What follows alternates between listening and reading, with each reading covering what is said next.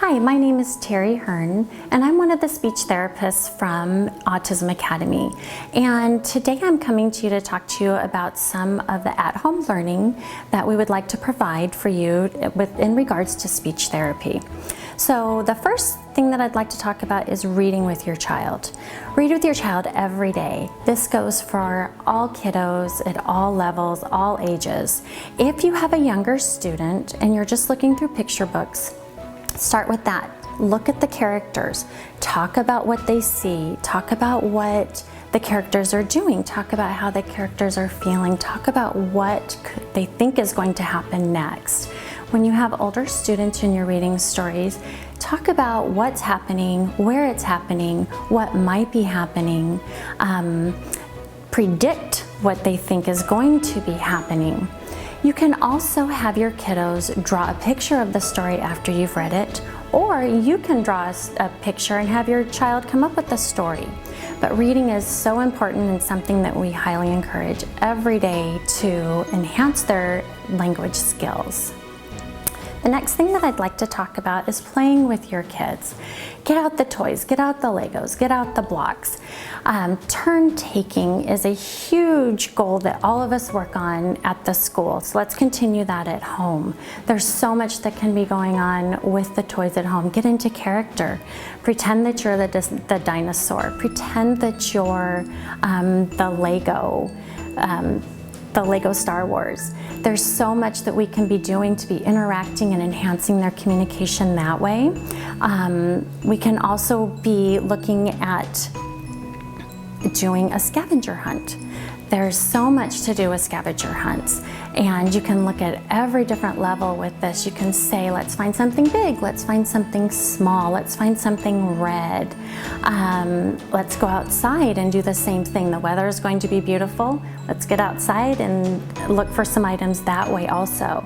The next thing I'd like to talk about are games. Everybody loves playing games, but sometimes we have some trouble playing games when we're not winning.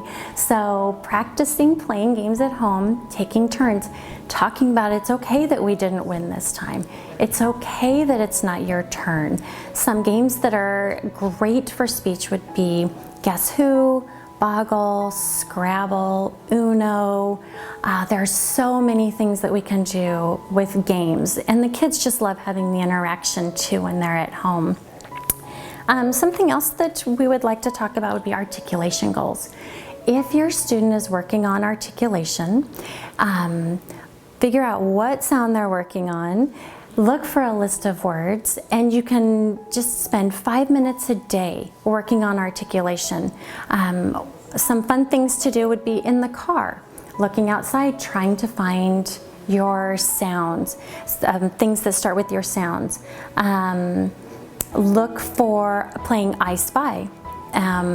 Tell your child, I spy with my little eye, something that is red, that has to do with their sound. Do silly rhymes. Silly rhymes are always great for practicing your articulation. Have your kiddos practice in front of the mirror saying their sounds. This always helps also. So another something that we'd like to talk about at home is repeating directions. So right now is a great time to be in the kitchen. This is a great time to be cooking. Having your kids follow directions. You need a cup of flour, you need a cup of sugar. Have your child make sure that they are repeating back to you what you're asking them to do. And this can go through with all day with what you're doing. If they're making their bed, talk about the steps of making their bed. Have them repeat it back to you. If you're asking them to go and get dressed, make sure you say, what did I ask you to do? Go and get dressed. That's a great way to keep up with having your kiddos following directions, because we all still need to be working on that for when we come back to school. And the last thing I'd like to talk about would be letter writing. Right now with the social distancing, it's a great time to be writing letters. Practice writing letters to friends, or even just drawing pictures to your friends if your kiddos cannot write a letter. Use fun paper, use fun markers, but write a letter to either relatives or friends from the class, or their teacher, or their speech therapist, their occupational therapist. We'd love to get some letters. That would be fun too.